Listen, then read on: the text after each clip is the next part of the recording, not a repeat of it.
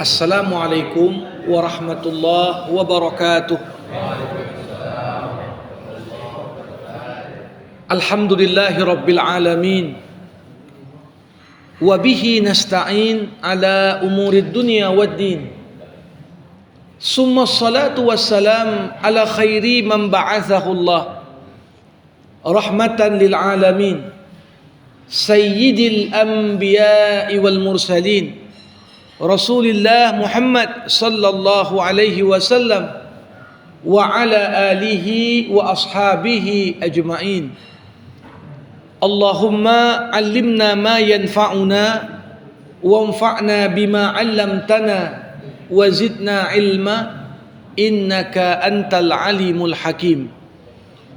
Bapak-bapak, ibu-ibu, saudara-saudari, kaum muslimin dan muslimat, jamaah fardu subuh yang dirahmati Allah Subhanahu wa taala.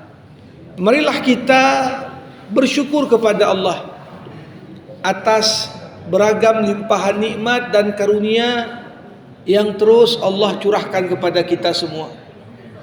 Walaupun kita saat ini dalam kondisi diuji, udah berapa hari air pump pun mati. Namun ini semua menyadarkan kepada kita bahwasanya nikmat yang sering kita anggap kurang bernilai, tapi tatkala Allah Subhanahu wa taala cabut nikmat itu, terasa betul bagaimana luar biasanya setiap karunia Allah. Sebagaimana Allah Subhanahu wa taala katakan di akhir surah Al-Mulk, in kana ma'ukum ghaura faman ya'tikum bima'in ma'in. Ingatlah, kalau Allah Subhanahu wa taala lenyapkan air dari muka bumi, siapa yang bisa mendatangkan air selain kepada Allah? Selawat berangkaikan salam kita hadiahkan kepada Rasulullah Muhammad sallallahu alaihi wasallam. Allahumma salli wa sallim wa barik alaihi. Semoga kiranya kita semua menjadi umat baginda yang insya Allah dapat menerapkan sunnah-sunnahnya, bahagia kita dunia dan selamat kita di akhirat. Jamaah rahimakumullah, Islam merupakan satu sistem kehidupan yang Allah Subhanahu wa taala turunkan kepada kita. Janji Allah, tatkala kita mengamalkannya, tatkala kita mengimplementasikannya, maka aturan Islam ini akan membawa kita kepada isyatan thayyibah, kehidupan yang baik, kehidupan yang nyaman, kehidupan yang sejahtera. Allah Subhanahu wa taala katakan dalam Al-Qur'an, man amila salihan min dzakarin aw untha wa huwa mu'minun falanuhyiyannahu hayatan thayyibah. Siapa yang beramal soleh sedangkan dia beriman, maka kami akan berikan kepadanya kehidupan yang baik. Ini janji Allah. Kita tahu Allah Subhanahu wa taala kalau berjanji, maka Allah tidak pernah ingkar janji.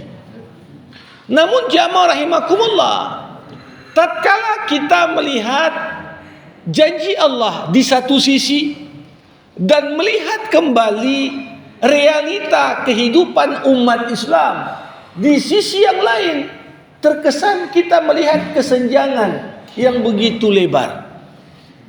Bagaimana umat ini yang sejak 2010 Islam merupakan agama dengan jumlah pengikut dan penganut terbesar di muka bumi.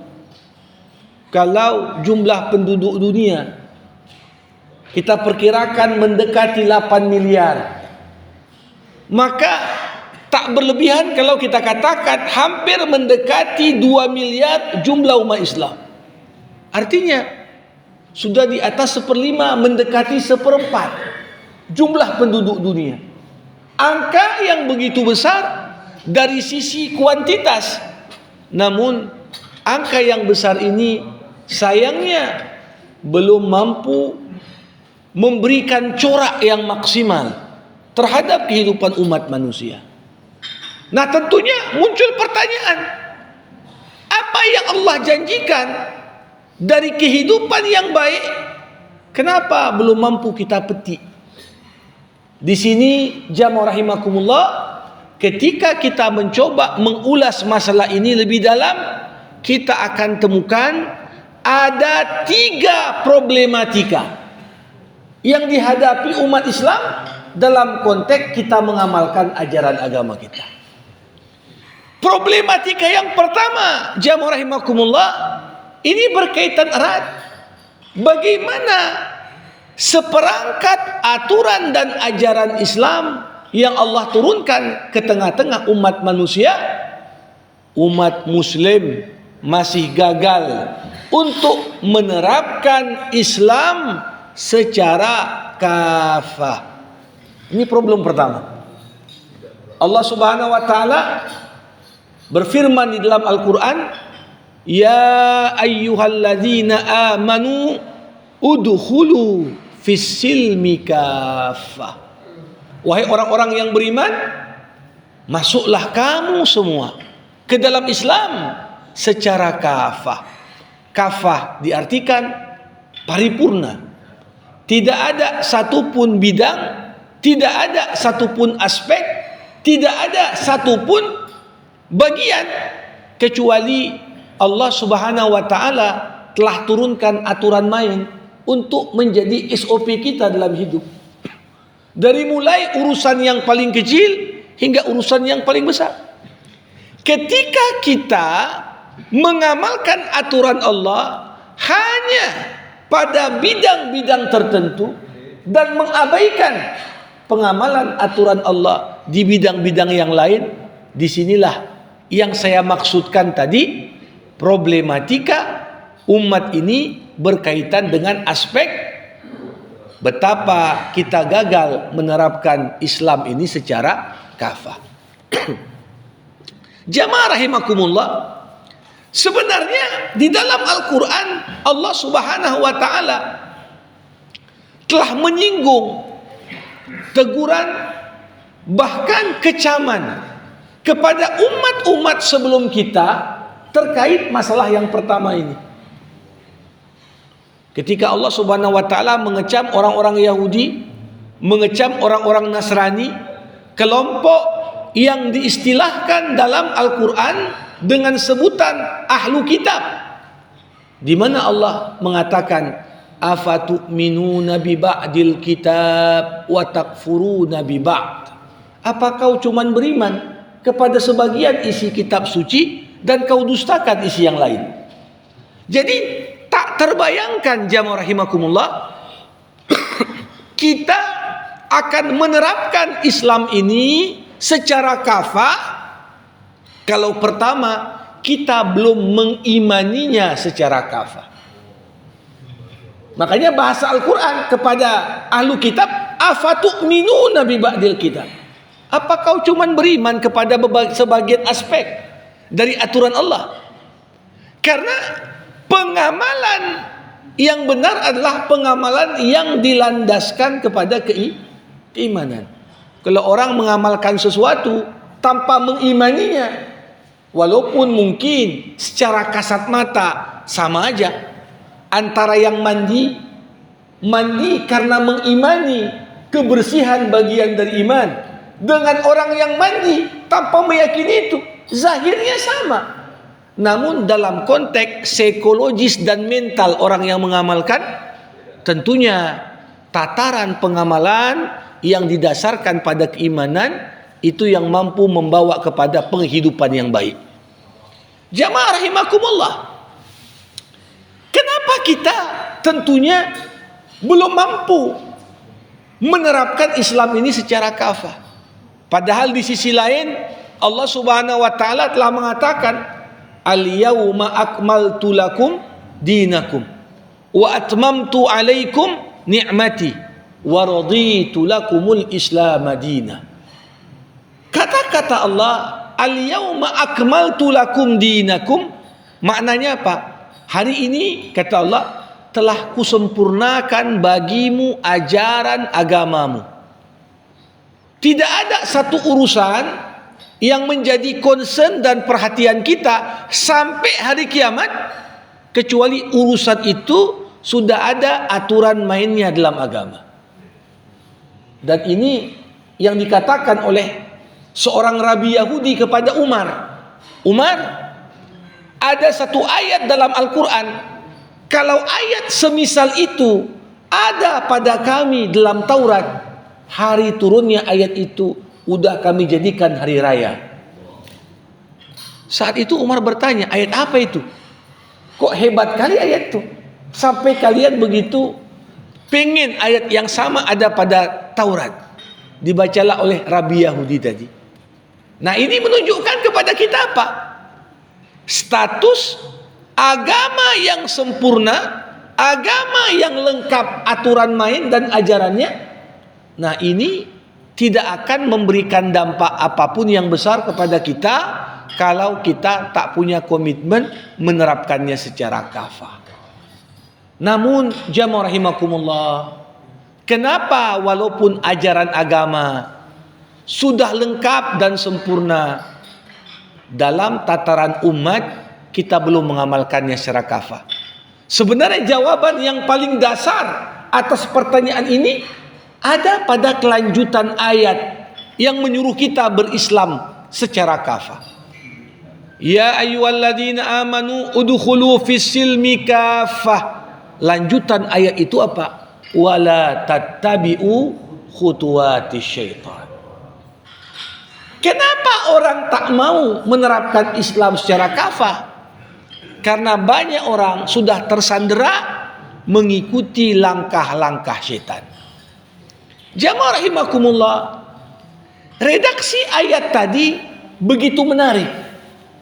Allah Subhanahu wa taala tidak katakan jangan kalian ikuti setan, tapi yang Allah katakan jangan kalian ikuti langkah-langkah setan. Apa beda mengikuti setan dengan mengikuti langkahnya? Saya kira jamaah rahimakumullah, kalau kita tahu yang depan kita itu setan, gak ada yang mau ikut. Kita tak akan mau ikut kalau kita tahu di depan kita itu setan. Tapi sering sekali setan ini berkamuflase. Yang di depan itu menampilkan potret di depan kita seakan-akan itulah jalan perbaikan. Itulah jalan yang membawa kepada hal yang lebih baik. Dan kita tanpa ilmu dan tanpa kesadaran, kita ikut melangkahkan kaki ke situ tanpa kita sadar.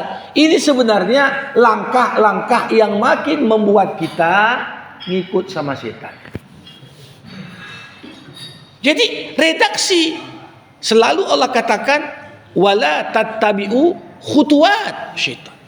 Jadi setan itu ketika ingin melencengkan kita atau membuat kita meninggalkan aturan agama dalam satu aspek, setan tidak akan buat kita langsung menjadi kafir, tak akan buat kita langsung menjadi musyrik, tak akan buat kita keluar langsung dari agama atau bahkan mengingkari Tuhan sekalipun. Tapi cara kerja setan adalah step by step, langkah demi langkah, meninggalkan aturan agama dalam bidang waris misalnya. Enggak langsung dikatakan udah gak usah praktekkan hukum waris itu, tapi sedikit demi sedikit dipertanyakan, bagian ini kayaknya kurang adil, ada konsep yang lebih adil menurut akal, tinggalkan bagian itu kan pemahaman katanya. Akhirnya mulai kita pindah sedikit dengan alasan ya ini kan masih hukum Islam nih. Berikutnya dimunculkan lagi, hukum ini nampak tidak sejalan dengan pri keadilan. Dari sisi mana? Digambarkan lagi langkah-langkah lain. Kita pun akhirnya menganggap tak cocok, tinggalkan lagi sedikit. Jadi jamaah rahimakumullah, bagaimana Perilaku kita meninggalkan aturan agama yang lengkap dan sempurna ini, itu dilakukan setahap demi setahap, selangkah demi selangkah. Karena kita termakan dari sisi apa? Gambaran bahwasanya meninggalkan aturan-aturan itu ya sebenarnya tidak meninggalkan agama, hingga pada akhirnya orang meninggalkan aturan agama secara menyeluruh. Nah, ini problem pertama. Kita tak mampu untuk memetik buah implementasi Islam dalam kehidupan kita karena sikap sebagian besar dari umat Islam yang masih mencomot mana bagian dari Islam yang sesuai dengan kepentingannya. Ini problemnya nih. Kalau cocok ini dengan kepentingan dunianya, dia langsung bilang, ini Islam ini. Tapi begitu nampak tak sesuai, dia tinggalkan. Makanya paling banyak jamaah rahimakumullah, alasan klasik dari mulai urusan privat sampai urusan publik. Kalau ada orang pas pula bagi warisan, hitung-hitungnya, kalau bagi secara perdata dapat sekian, kalau bagi secara KHI dapat sekian, bagi secara paroid dapat sekian. Nanti tergantung alasannya mana paling banyak. Ketika paling banyak hukum paroid, dia bilang kita kan orang Islam, pakai paroid lah. Dia minta diterapkan paroid, sebenarnya bukan karena apa? Karena duitnya lebih banyak di situ. Sebaliknya ketika dia hitung-hitung lebih banyak pakai KHI. Ya kita ini kan tinggal di Indonesia, kan ada hukum Islam di Indonesia, pakai inilah katanya. Bahkan tak jarang jamaah rahimakumullah, ketika pembagiannya secara BW lebih menguntungkan, dia bilang kita ini kan bukan negara Islam. Jamaah rahimakumullah. Jadi cara berpikir dan cara bersikap seperti ini tanpa kita sadari, bukan hanya dalam aturan hukum keluarga, tapi juga dalam berhukum ekonomi, dalam juga berkehidupan sosial kemasyarakatan. Kita comot-comot mana yang paling menguntungkan, itu yang kita kemudian tuntut untuk diamalkan. Ini punya dampak besar terhadap gagalnya kita memetik buah dari aturan yang Allah Subhanahu wa taala turunkan kepada kita. Jamaah rahimakumullah.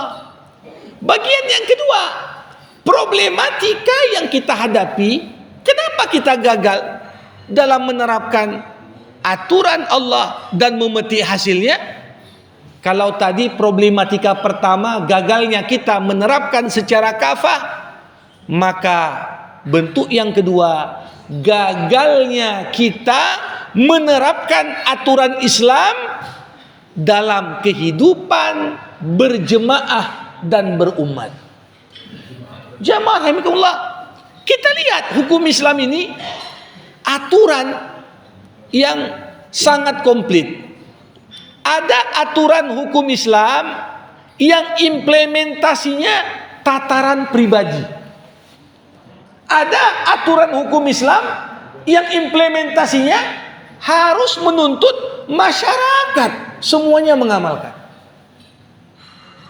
Kalau ada orang dia sholat, dia puasa, itu mengamalkan Islam secara pribadi. Dan selama ini kalau kita lihat, banyak di antara muslim gak ada problem terhadap mengimplementasikan Islam secara pribadi. Karena komitmennya cukup ada kesadaran pada diri kita, ya sudah. Seorang mau menikah tetap pakai akad nikah Islami. Seorang mau sholat tetap dia berwudu.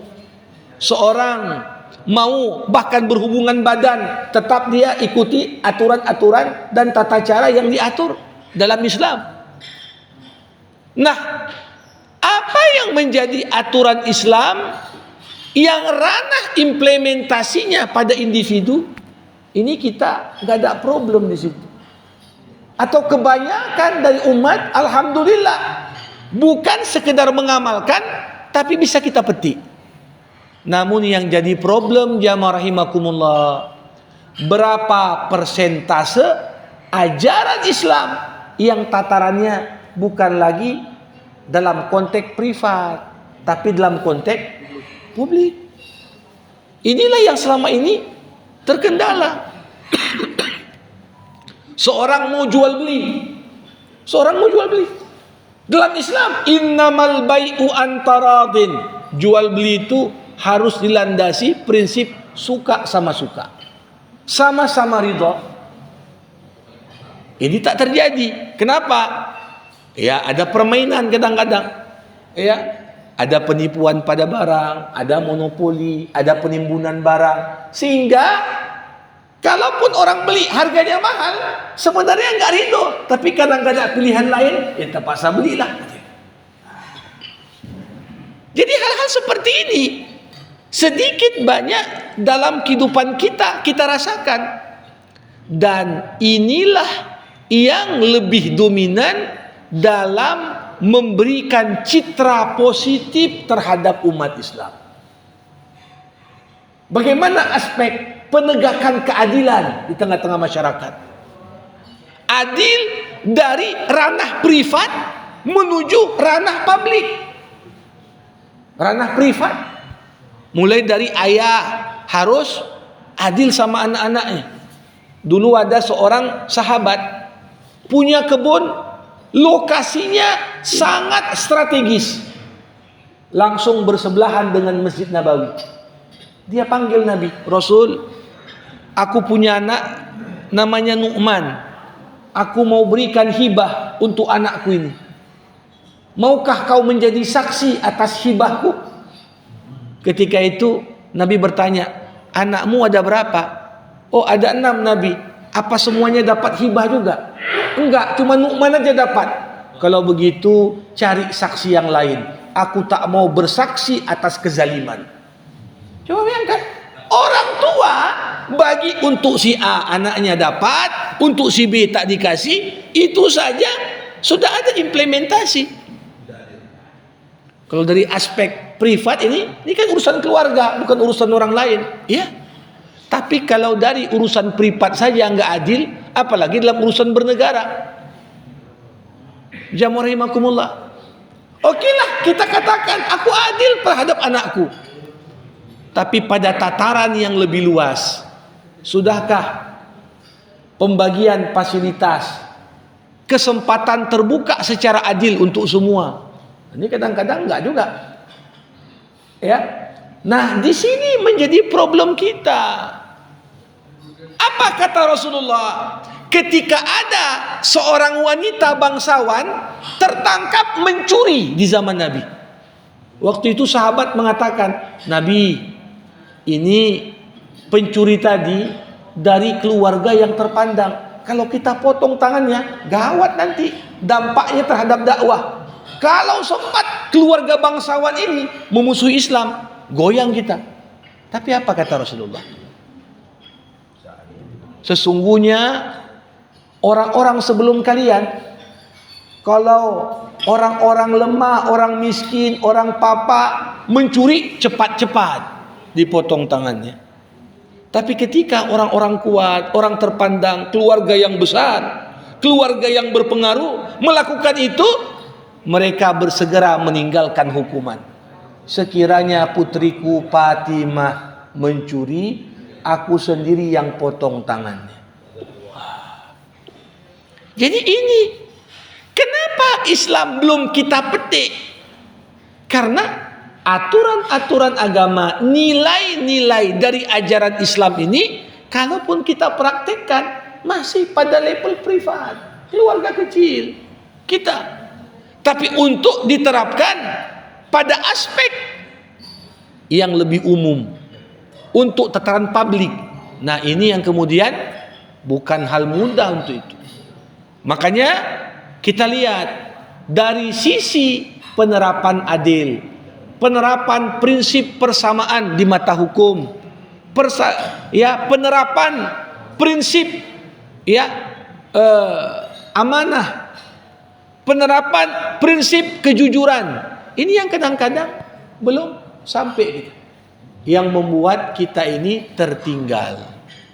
Makanya ada ungkapan pernah disampaikan Ibnu Taimiyah, salah seorang ulama. Beliau katakan apa? Allah akan menolong negeri yang adil walaupun penduduknya kafir, tapi tidak akan menolong masyarakat yang zalim walaupun penduduknya kebanyakan muslim. Nah, kenapa? Ini yang kita lihat zaman sekarang. Dari sisi akidah dan agama, banyak negara-negara barat itu nggak beragama Islam dia. Tapi dari sisi nilai-nilai yang diterapkan, seperti riset yang dikemukakan sekumpulan peneliti, negara mana yang paling menerapkan nilai syariat Islam, keluarlah satu, New Zealand. Sedangkan Arab Saudi udah urutan keberapa? Sesuatu yang kita lihat kalau secara formil, oh di negara menerapkan Islam, tapi problemnya begitu menyentuh keluarga kerajaan, nggak tersentuh dia.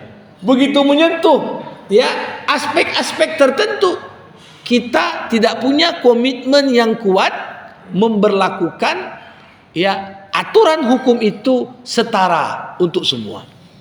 Maka jamaah rahimakumullah, mengamalkan syariat ini, kalau tataran pribadi, ya kita petik hasilnya secara pribadi. Tapi selama kita belum praktekkan dalam konteks umum, maka kita akan tidak mampu memetik hasilnya secara umum. Saya sering mengutip firman Allah Subhanahu wa taala, di mana Allah berfirman, ya ayyuhal wa tubu ilallahi jami'an ayyuhal mu'minun. Bertobatlah kalian semua kepada Allah, wahai orang-orang yang beriman. Perintah bertobat di sini enggak ditujukan untuk satu orang, dua orang, tapi semuanya. Kenapa?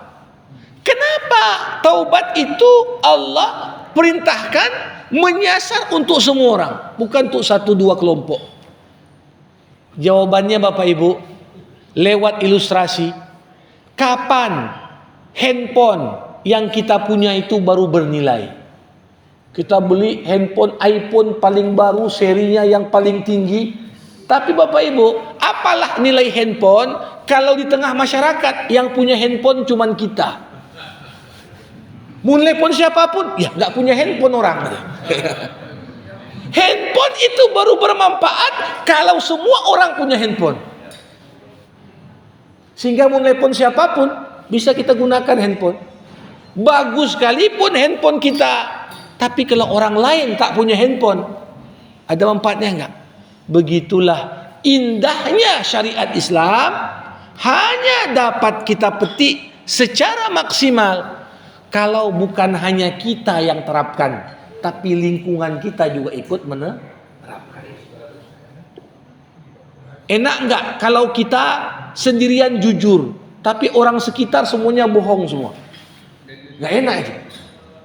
Terasa berat kali jujur. Ya. Enak enggak kalau kita sendirian yang amanah, tapi lingkungan sekitar kita semuanya orang khianat? Berat. Hah? Mulyono. Bapak rahimakumullah. Jadi dalam hal ini begitulah perlu kita pahami. Ketika kita mengajak pada kebaikan, ajakan itu tujuannya apa? Supaya buah dari menerapkan kebaikan itu dapat kita petik bersama. Jadi problem kita gagal menerapkan secara kafah menyeluruh.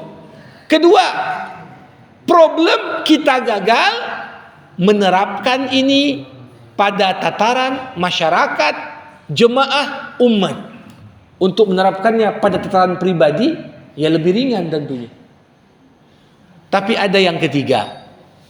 Sebagai penutup dari pengantar kajian kita pagi ini, problem yang menghalangi kita dapat memetik buah implementasi Islam dengan baik adalah bagaimana kebanyakan dari individu muslim gagal menerapkan istiqamah. Istiqamah artinya konsistensi dalam penerapan aturan agama. Orang yang sekali jujur, besoknya bohong, gak akan pernah dikatakan orang jujur. Orang jujur hanya disematkan kepada pribadi yang kalau bicara konsisten dia jujur, baru dikatakan orang yang jujur. Kalau sekali jujur, habis itu bohong terus, ini bukan jujur. Orang dermawan, kapan disebut dermawan? Bukan yang cuma sekali ngasih saja. Ketika dermawan menjadi karakter yang tak terpisahkan dari dirinya. Tiap ada orang minta, dia kasih. Baru namanya dermawan. Pribadi yang disiplin bukan hanya disiplin untuk satu hari, tapi sepanjang hayatnya disiplin dan patuh pada aturan, baru disebut disiplin. Jamaah rahimakumullah, mengamalkan sholat hanya waktu susah, itu bukan orang yang mendirikan sholat. Baru berzakat ketika ada pengen minta sesuatu sama Allah, ya, baru dia berzakat. Itu tak akan disebut pribadi yang menunaikan zakat. Begitulah problem yang kita hadapi dalam hidup ini. Komitmen kita untuk istiqomah itu kadang-kadang belum sepenuh hati. Maka hakikat makna istiqomah apa? Al-istiqamatu sulukus siratil mustaqim. Para ulama mengatakan hakikat istiqamah ketika engkau senantiasa memastikan bahwa dirimu berada menapaki jalan yang lurus. Selalu mana jalan yang lurus, aku berada di situ. Barulah namanya istiqomah. Kalau sekali-sekali aja dia masuk, habis itu keluar lagi, itu bukan istiqomah. Jamaah rahimakumullah, kalau kita bayangkan seorang mengemudikan sebuah mobil, berjalan di jalan yang lurus, di sebelah kanan ada jurang, di sebelah kiri juga ada jurang. Satu-satunya pilihan cuman jalan lurus. Apa yang bisa membuat orang masuk ke dalam jurang? Ini pada umumnya dua hal. Pertama, karena dia tidak fokus, karena dia lalai, kadang-kadang dia lakukan belokan tajam, membuat dia belok ke kanan, ke kiri, akhirnya masuk ke dalam jurang. Atau kemungkinan kedua, dia tetap lurus, tapi kemudinya berbelok hanya beberapa derajat dari jalan yang lurus.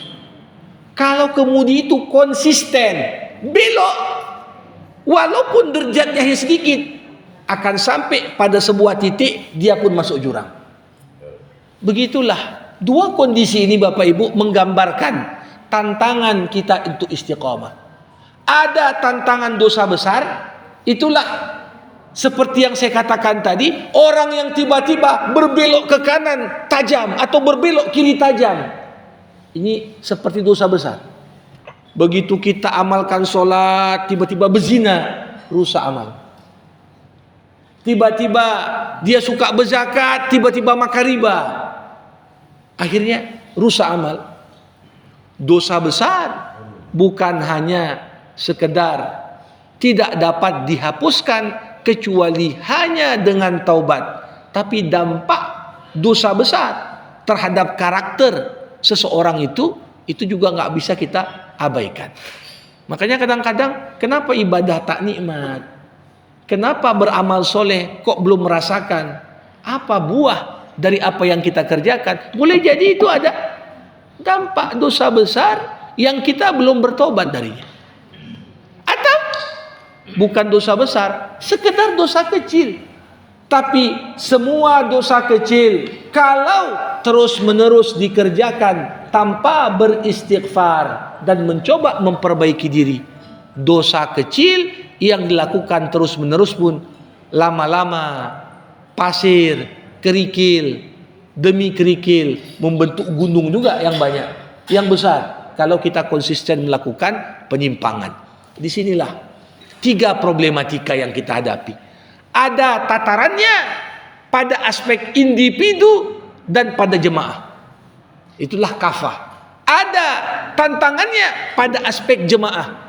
Kita hanya menerapkan untuk individu. Untuk menerapkannya dalam skala yang lebih luas, kita gagal. Ya, masih mikir-mikir kita. Begitu juga. Yang ketiga, konteksnya dalam skala individu, bagaimana aturan-aturan main yang Allah turunkan harus kita amalkan secara istiqamah. Bukan artinya menerapkan untuk jangka waktu tertentu dan meninggalkannya setelah waktu yang lain. Karena Allah Subhanahu wa taala katakan, ta'arraf 'ala Allah fir raha ya'rifuka fi syiddah. Kenali Tuhanmu di kala lapang, niscaya Tuhan akan mengenalmu di kala sempit. Jadi menerapkan aturan agama bukan waktu susah saja, konsisten. Itulah tantangan yang berat untuk kita amalkan. Kalau kita amalkan Islam secara kafah dalam tataran masyarakat secara istiqomah, yakinlah Bapak Ibu, Allah turunkan keberkahan untuk kita dan kita kembali disegani sebagai umat terbaik yang Allah keluarkan untuk umat-umat manusia yang lain. Demikian pengantar yang dapat saya sampaikan di pagi hari yang berbahagia ini. Mohon maaf atas segala kekurangan. Saya berikan kesempatan tanya jawab bagi yang mau bertanya. Assalamualaikum warahmatullahi wabarakatuh. Waalaikumsalam. Baik, terima kasih. Kita buka sesi tanya jawab. Kira-kira siapa yang pertama ini? Saya lihat Pak Edwin. Assalamualaikum warahmatullahi wabarakatuh. Waalaikumsalam warahmatullahi. Pak Ustaz, dalam rangka mengimplementasikan ayat-ayat, ada ayat Al-Quran yang menyatakan jual beli ayat jangan murah. Jadi pengertiannya ini apa Pak Ustaz? Coba diberikan gambaran. Yang kedua, kalau saya menangkap berarti boleh sebaliknya atau bagaimana ya Pak Ustaz? Jadi yang kedua, hidup ini harus seimbang. Ada ayat juga yang mengatakan keseimbangan. Jadi kalau kita hidup di dunia ini harus seimbangkan antara dunia dan akhirat. Yeah. Tapi dalam konteks kenyataan, kita ini udah tua, harus meninggalkan fenomena yang ada banyak di dunia. Berarti kita cenderung kepada yang satu akhirat. Artinya kita ini udah tidak seimbang lagi. Apakah itu diterima keadaan itu? Ya, baik.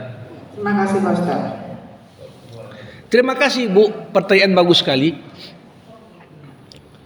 Ayat yang pertama Ibu sampaikan tadi, Allah mensifati ada satu kelompok manusia yang menjual ayat-ayat Allah dengan harga yang murah. Ulaikal ladzina ashtarawud dhalalata bil huda. Ya. Ishtarau bidinillah thamanan qalila. Ada yang mengistilahkan mereka membeli kesesatan dengan menjual hidayah. Ada yang mengistilahkan mereka menjual ayat-ayat Allah dengan harga murah. Maksudnya apa?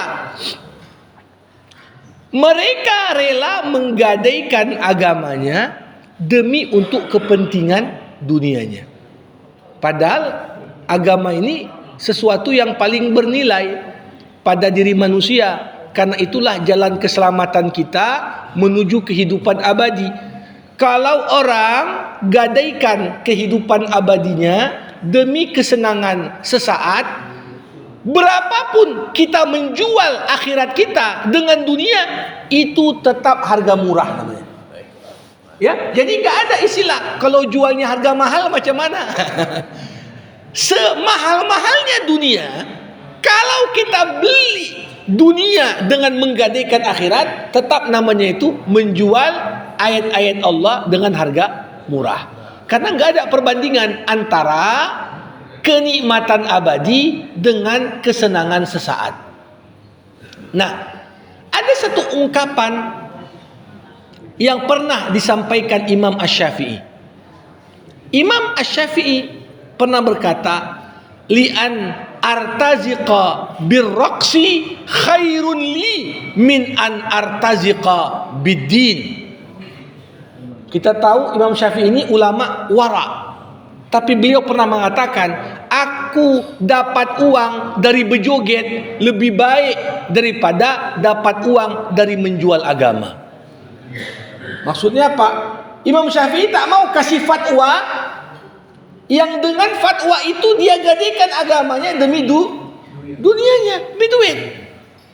Dia bilang, walaupun aku tak suka joget dan tak suka orang berjoget, lebih bagus dapat duit dari berjoget gitu ya, daripada menggadaikan akhirat dengan mengeluarkan fatwa-fatwa yang tidak benar.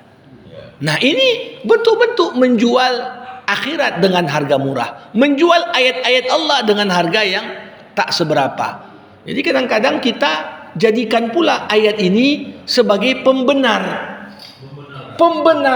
terhadap hal-hal yang nggak betul, karena diiming-iming, nanti kalau kau backup ini dapat sekian kau ya. Maka disetirlah ayat ini menunjukkan ini boleh, ayat ini menunjukkan ini betul. Ada video, ini video lama, seorang mantan mufti Mesir yang pernah memfatwakan halal bunga beng. Sekitar tahun 70-an beliau fatwakan, ketika akan menjelang sakit akhir menuju sakratul maut, yang beliau ucapkan, aku berlepas dari fatwaku tentang halal bunga beng. Sedang sakit, ketakutannya dia terhadap apa yang sudah dipatwakannya tidak berangkat dari pengamalan agama yang benar. Nah, jadi ini makna. Jadi bukan berarti kalau jual dengan harga mahal boleh. Tidak mungkin kita beli dunia ini dengan harga apapun kalau sifatnya menjual akhirat, semuanya dianggap harganya murah, karena nggak seimbang antara akhirat dengan dunia. Yang kedua, hidup ini perlu keseimbangan, betul. Namun manusia, sebagaimana yang Allah sampaikan di surah Al-Baqarah, terbagi menjadi 4 kelompok. Ada kelompok pertama, wa minhum may yaqulu rabbana atina fid dunya hasanah wa ma lahu fil akhirati min khalaq. Ada orang kalau berdoa minta kebaikan dunia ya, sikit pun dia tak minta untuk akhirat. Allah katakan, maka kami kasih untuk dia dunianya, tapi dia enggak dapat apa-apa di akhirat. Enggak pernah minta.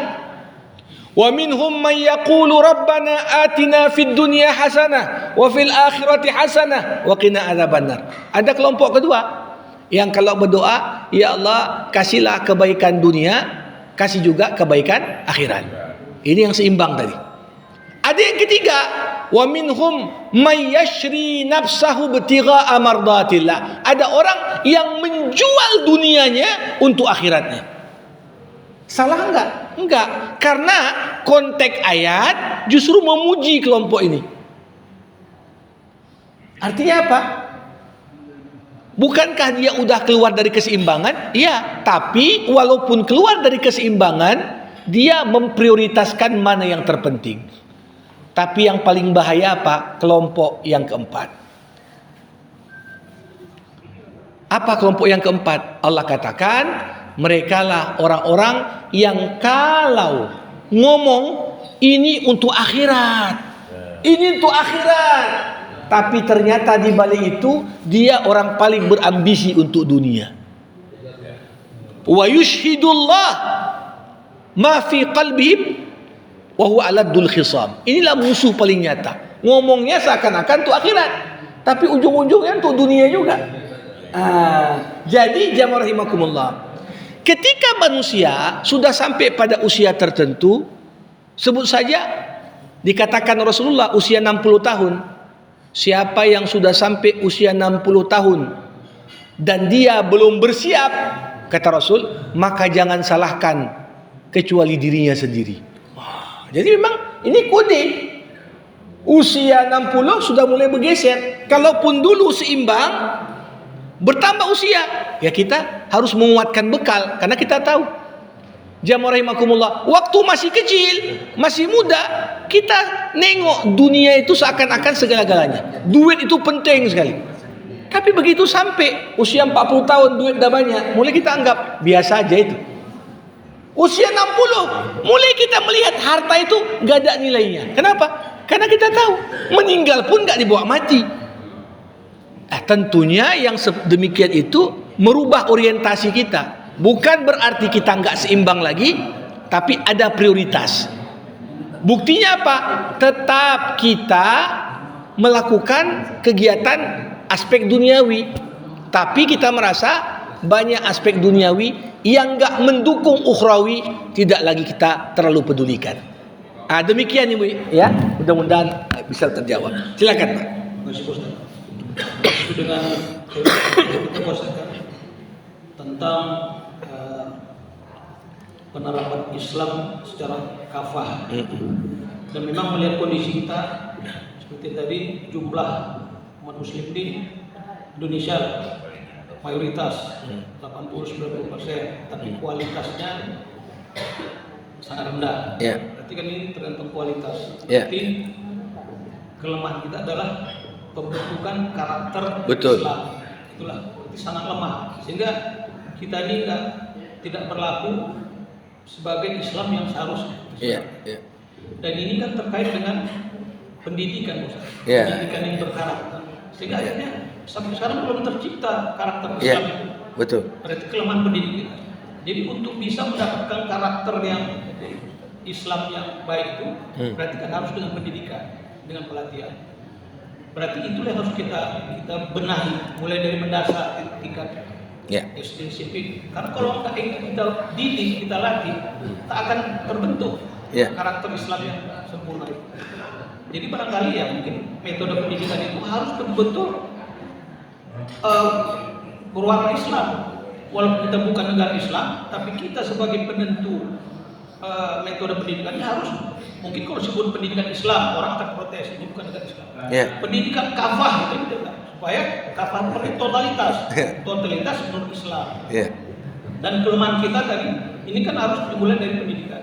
Dan kita lemah, kita nggak mau belajar, kita nggak mau melatih diri. Sampai sekarang Ustaz, Quran itu kan jelas yang paling sempurna, tapi kita nggak mempelajarinya dan kita nggak melatih. Maaf Ustaz, kita masih banyak yang masih payah baca Al-Quran. Bagaimana kita mau menerapkan, mau mengerti, mau tahu? Dan inilah kelemahan kita nggak mau belajar, melatih sampai sekarang. Jadi barangkali kalau kita tidak belajar, tidak melatih, atau negara tidak berperan di sini, tak akan terbentuk karakter. Jadi kita hanya sebegini adalah kualitas kita, apa adanya, tidak meningkat. Jadi kualitas saya, ya kualitas umat Islam, ya kualitas sebegini apa adanya. Jadi gimana Pak? Jadi itulah yang menjadi perhatian kita. Kalau kita ngomong macam-macam, tapi kalau pendidikan Islam yang berkarakter tidak kita mulai, tidak kita terapkan, tidak kita akan terbentuk. Dan kualitas kita sampai ke depan pun sebegini apa adanya akan berubah. Dan dari diri kita masing-masing kita nggak mau berubah diri. Udah tua pun kita nggak mau berubah diri. Tapi kualitas kita sebegini aja lah, sebegini apa adanya. Dan kita tidak akan mendapatkan Islam yang kafah itu. Mohon maaf Ustaz. Baik. Jamaah rahimakumullah, tentunya kalau kita soroti tadi apa yang disampaikan, tepat kalau dikatakan problem kembali pada komitmen kita. Komitmen kita semua, dan perubahan besar selalu diawali dari perubahan-perubahan kecil. Dari sisi bagaimana kita mau mengamalkan Islam ini secara kafah. Jadi tepat dikatakan kalau jangan kita terpaku kepada label-label yang kadang-kadang udah buat orang takut. Tapi esensi itu yang lebih penting, tanpa kemudian lebih terpaku kepada atribut dan tampilan luar, tapi mengabaikan esensi. Tadi disinggung pendidikan Islam, satu sisi betul, tapi realitanya sekolah dengan label Islam nggak kurang sampai sekarang. Cuma problemnya apa? kadang-kadang komersialisasi pendidikan menghilangkan esensi dari spirit pendidikan Islam itu sendiri. Contoh kecil, cerita kita prinsip Islam penting, adab sebelum ilmu. Dalam pandangan Islam, ilmu itu berkah ketika murid betul-betul berkhidmat dan melayani guru. Tapi zaman sekarang ada guru dipolisikan, ada guru kemudian ya Pak.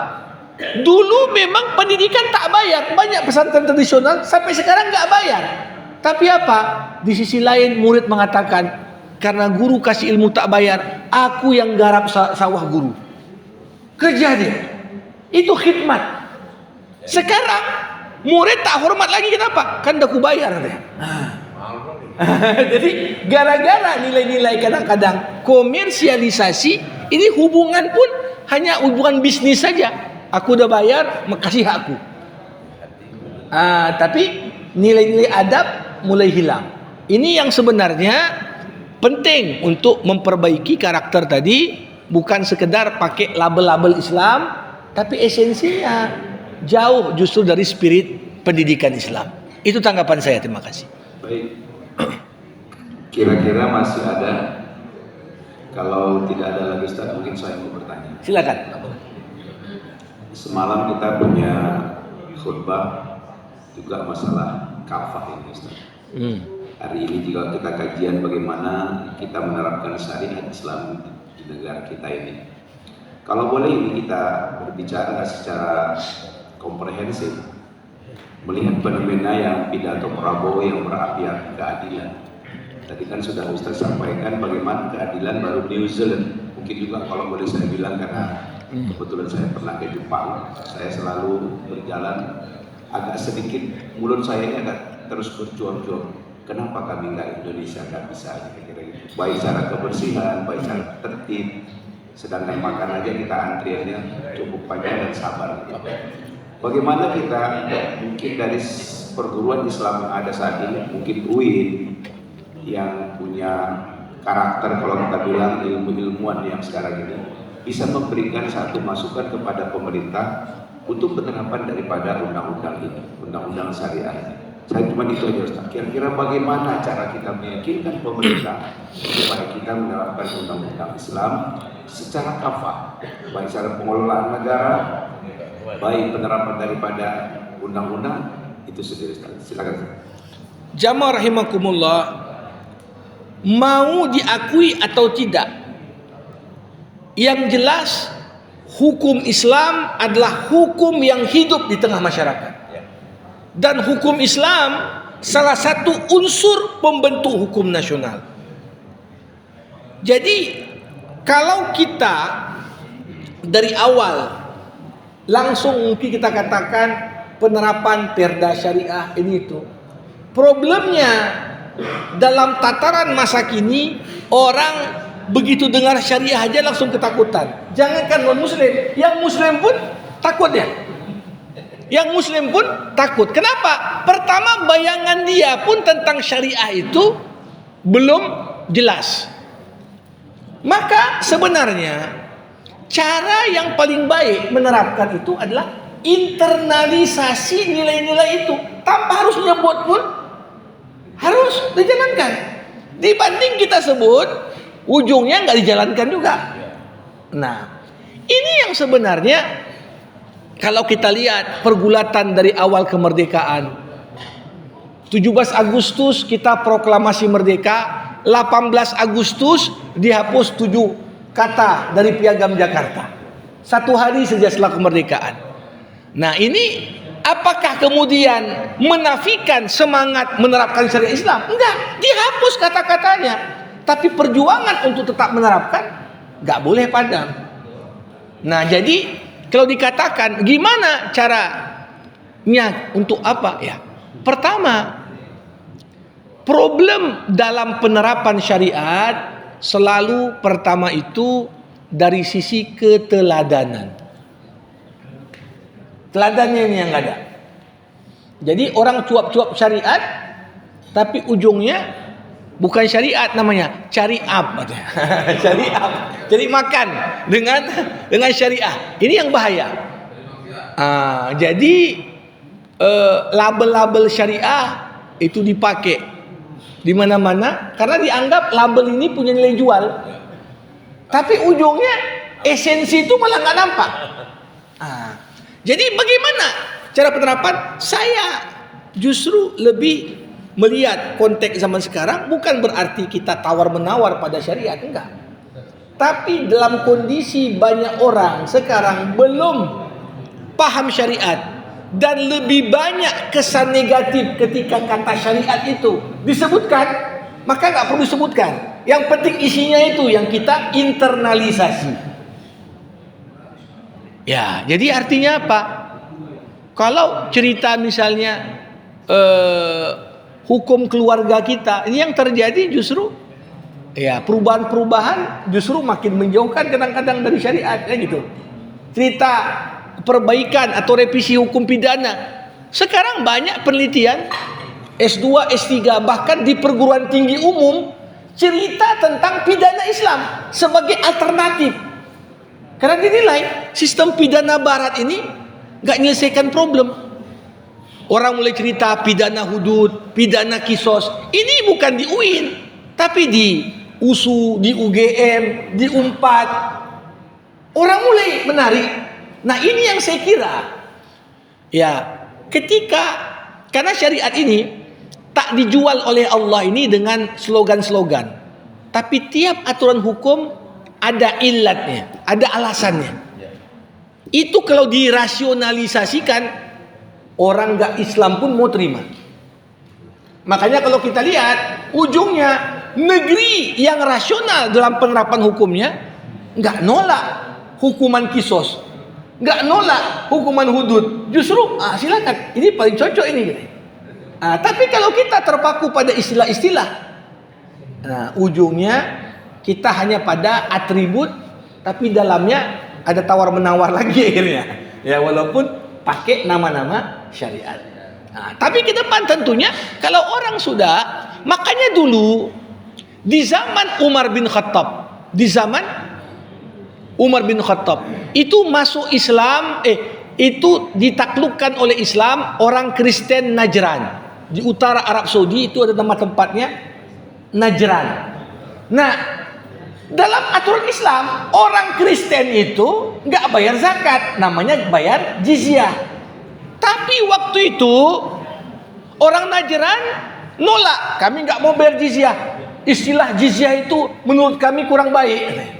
Macam kami dihinakan. Kata Umar, ya udah kalau gitu kalian namakan zakat lah itu. Yang penting duit ditarik. Jadi fokus kepada esensi, bukan hanya fokus kepada label dan atribut tampilan luar. Itu yang nampaknya perlu diperjuangkan lewat internalisasi tadi. Ya.